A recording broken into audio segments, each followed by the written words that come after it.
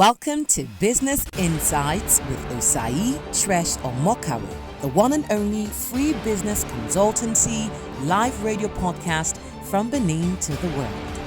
We have only one vision: to ensure that startup founders and MSMEs do business professionally and make positive and profitable impacts. Sit tight and enjoy today's episode.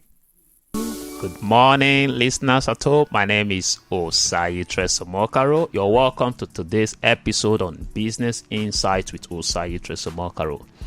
We started a series some time ago that we titled Business Systems and Structure, Business Systems and Structure for Growth and Scale. And we did another episode of that last week. Today we are taking on the third episode on that series. All of these past episodes are currently live on our YouTube channel at Trescaro HQ, youtube.com/@TrescaroHQ. All of the replays of these are also found on our Instagram handle, IG @Trescaro. Right now we are live on Vibe FM and you can hear us from home. We are also live at the same time on IG. Our Instagram handle remains at Trescaro. This is a call-in program, which means it allows you to call in, send messages, send text messages or WhatsApp messages, and we will attend to your questions. Whether it be question related to what we are currently sharing or a question that has to do with any aspect of your business. So the line to call or send messages to is 0818-288-4091. I'll call it again, 0818-288-4091. So today, we'll be continuing on that series, Business Systems and Structure for Growth and Scale. First, I want to say that developing an excellent business system and structure will require that you work with a consultant. That's practically what we do. It's part of our services to MSMEs and growing businesses. By that, I mean small, in fact, micro, small, and medium-sized businesses. This is what we do. So, and when you hire a consultant to do this work for you, part of the documentation you expect from that consultancy intervention is going to be the fulcrum of our conversation this morning. Because I realize that the reason a lot of businesses are struggling is because these documents are lacking. And the truth is, these documents are not easy to come by. So you can imagine, as a young person trying to start a business, you're thinking of how to meet the day-to-day responsibility of your business, and you want to take your time to also develop all of these documents. It's not an easy thing to come by. So that's why it's recommended that you work with a consultant like us. So when you engage the service of a consultant to structure your business, to come up with your systems and your structure, some of the documents to expect and the benefit of these documents is what we're going to be talking about today. One of such documents, the very first one, is job descriptions. I know some of us will say, do I need a consultant to work out my job description? Not exactly. But the truth is, an average MD can sit down and craft a job description. But I've hardly ever seen an MD that has a job description for himself. When you work with a consultant, what a consultant does is that it helps you see yourself as one of the staff of your organization. And it tells you what your roles and your responsibilities are. And this is put in a document, and your daily activities are guided by these documents. Of course, we have emphasized this in our former engagements, how the fact that all of your staff members need to know exactly what they should be doing when they come to work every day. And the best way to do that once and for all is by issuing them a job description. And when a consultant works with you in putting together a job description, is able to marry the job flow and ensure that there are no two persons doing the same thing. Is able to see how this particular job flows into the other, because an organization is a disjointed part that needs to work in synchronization and end up producing the actual results, which is our value proposition to our customer. So a job description a job description is expected to have all of these connections. Then the second documents that come from engaging a consultant to work out your systems and structure is what I would call a process flow chart. A process flow chart simply does one thing. It's a visual representation of your business processes, showing the steps involved and how they are connected. I've emphasized this word connection because every job is supposed to connect to the other job, so that at the end, the value that we are proposed to our customer, we are able to deliver on them. Then another very vital document that comes out from all of this engagement is what I would call the standard operating procedure, what we ordinarily call the SOPs. SOPs are detailed instruction on how to perform a particular task, particularly repetitive task. There must be a process flow on how this task must be. For instance, how do we attend to customer? I'm not sure you're surprised when you call these various telecommunication network, you call their customer service. If Mr. John picks, the lines of words he will use for you. If you call and Mrs. Juliet picks, she will use the same line of words. They are not at liberty to say what they want to say. This whole thing is detailed and handed over. So they practice it and they get used to it. The goal of it is to ensure that we have consistency of outcome. The goal is to ensure that we have consistency of outcome. Because without an SOP, everybody they'll bring their personality to the job. And that will not be good for the consistency of the feedback that your customer gets. Another very vital document that comes out from all of this is what I would call policies and procedures. Policies and procedures are established guidelines on how a business should operate. Remember, we've been emphasizing the fact that a lot of Nigerian businesses die after a short while. An average Nigerian business goes to the hospital when the founder goes to the hospital. An average Nigerian business falls sick when the founder is sick. That shouldn't be the game. If there are policies and procedures well laid out that details what should be done, how it should be done, who should do it, and all of that, irrespective of who is not available, such a system, such a process can continue to come out and the outcome remains the same. In fact, for us, this particular one is the point of commencement of our engagement, which is what the document we call the vision and mission analysis documents.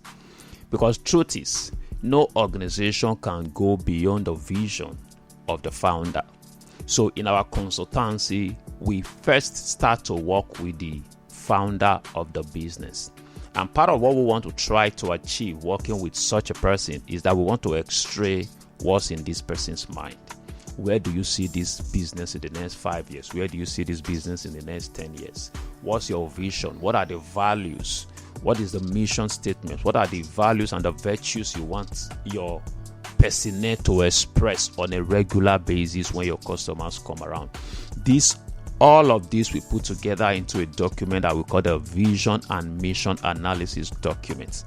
Every other thing is built upon this first document.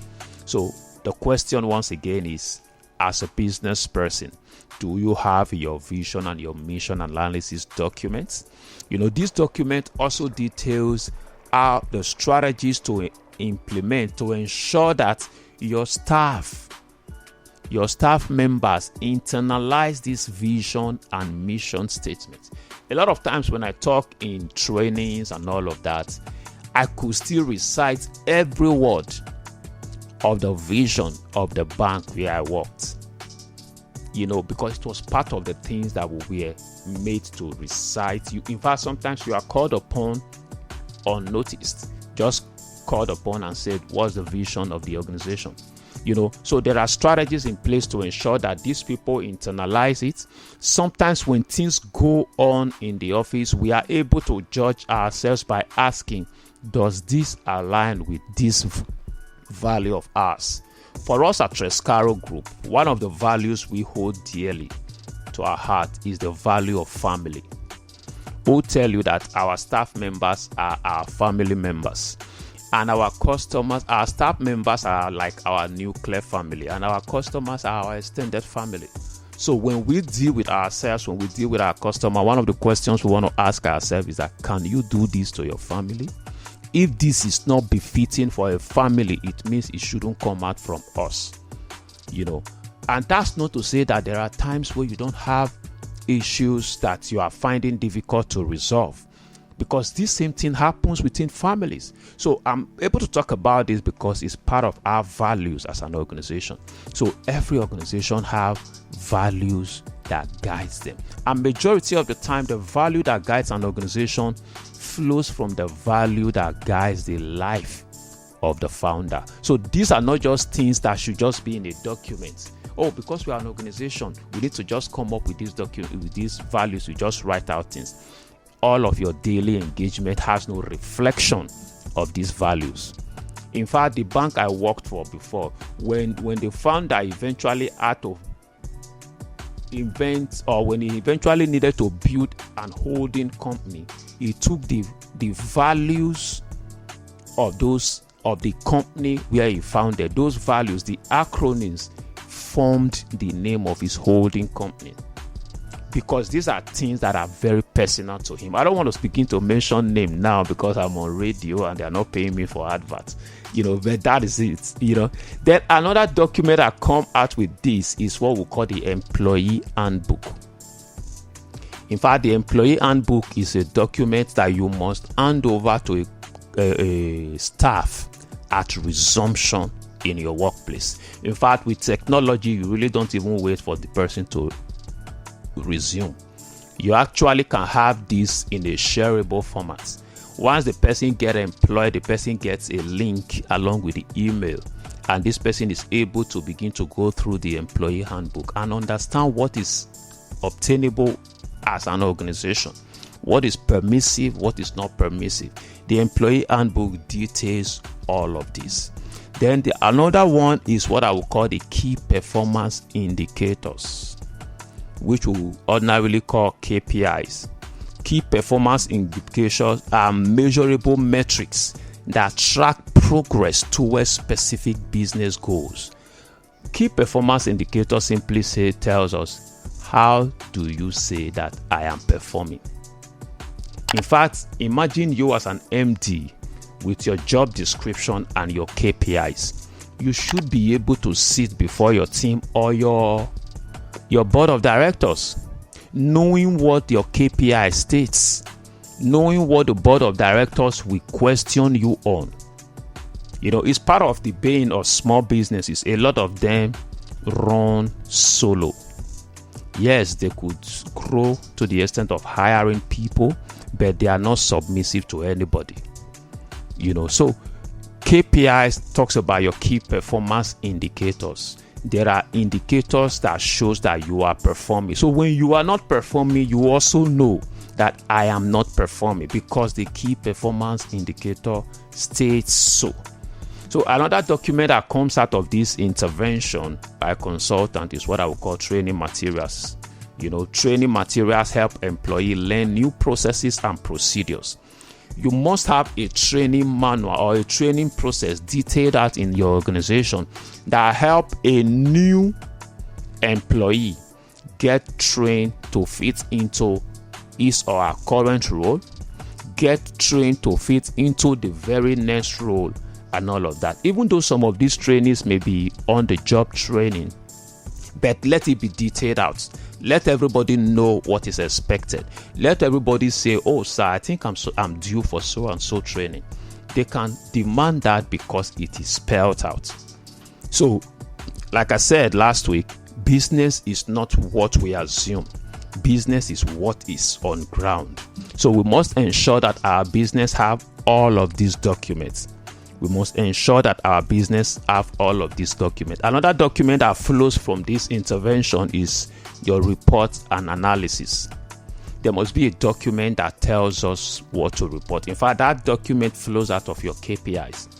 Your KPIs determine your key performance indicators. Then your report measures how you are doing against these various KPIs. So on a weekly basis, on a monthly basis, you know what the organization is expecting from you. Like I say, lack of clarity will reduce your speed in whatever you're doing. That happens to me a lot. When I'm supposed to do something and I tell myself, oh, I'm supposed to do this, but I'm not clear on the way forward yet, I could spend a week procrastinating. But once I get that clarity on the very next step to take, it becomes easier. That's why we have a product that we call Heart to Heart.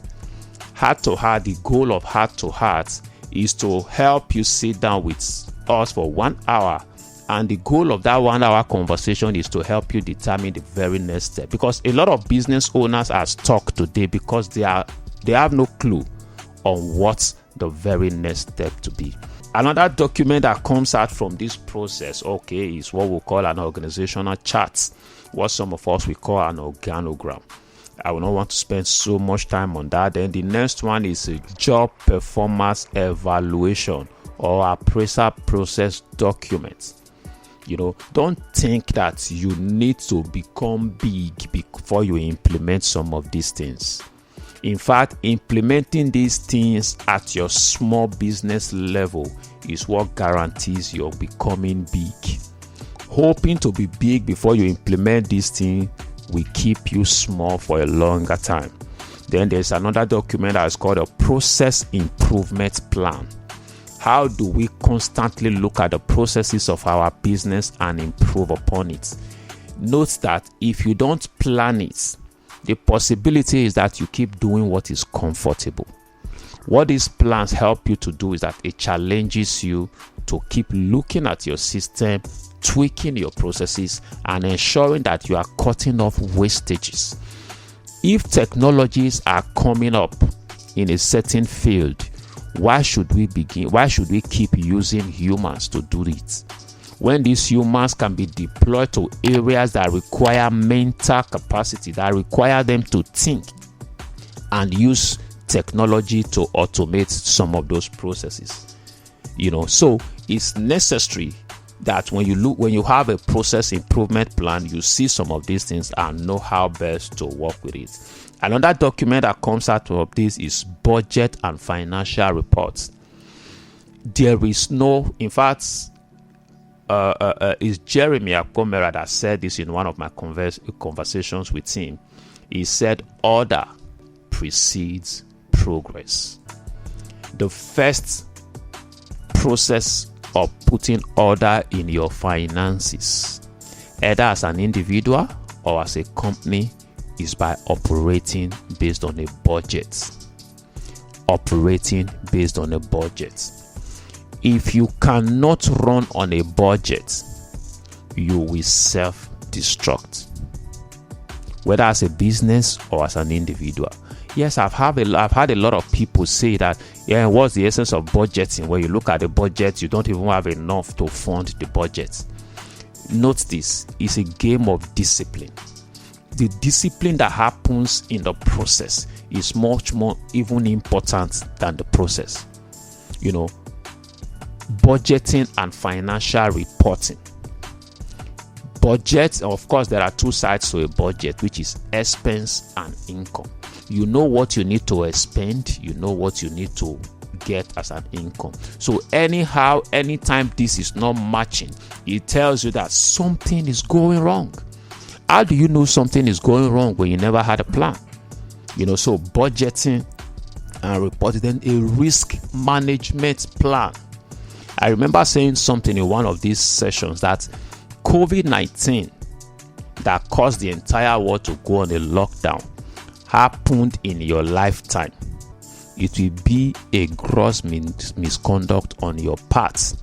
If anything, deprive people from coming out to patronize you physically today, and yet you can no longer do business. It means you've not taken time to dutifully analyze your risk and come up with a mitigation plan. It is necessary that you have a risk management plan. Then there's also what is called a change management plan. If you go back to the two episodes we've had on this series, there were a series of questions we asked, and part of it was, if for any reason a very competent staff of yours decides to travel abroad or decides not to work again, what happens? How do you manage those changes? These are important considerations that must be in your change management plan. Then finally, technology assessment. There must be a plan to assess the technologies available in the industry where you operate. You must continue to change, you must continue to engage and know recent technologies that can optimize your process. And how do you do that when you don't have a technology assessment plan? So it means at every point in time, you must ask yourself, like currently there are a lot of AI technologies that are coming and taking human jobs. I know a lot of persons, when they hear this, they feel like it's a threat. The truth is, while these technologies are coming out and taking away the routine jobs, more other jobs are being created. The challenge is that the jobs that are being created are what I would call knowledge-driven jobs. So you become obsolete if you are one of those that still tell yourself, this computer thing, I'm not really interested. No. At the age, there's a Benin parable that says you have to be attuned with the things that happens in your own time. You know, the things that are happening in your own time, you must be attuned with it. So it's the age of technology. You don't need to be an expert, just be a user. And the truth is, if you can use some of these common instant messaging platforms, you can use some of these technologies. You just need to begin to show interest and begin to engage with them. I trust that you've gleaned a lot of insights from today's episode.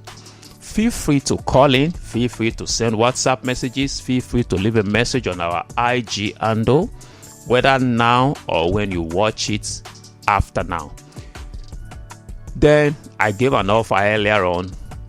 Heart to Heart with Osayi Tres Omokaro is a 1-hour conversation I hold with startup founders, business owners who are stuck, who need that clarity, who need that haze to be taken off their vision so they can take the next step. And I recommend that you take that. There is no reason remaining stuck when as small as $10, 10,000 naira, 20,000 naira can open new doors and new vista for you. So spend that time with us today. Just spend that 1 hour and you will be glad you did.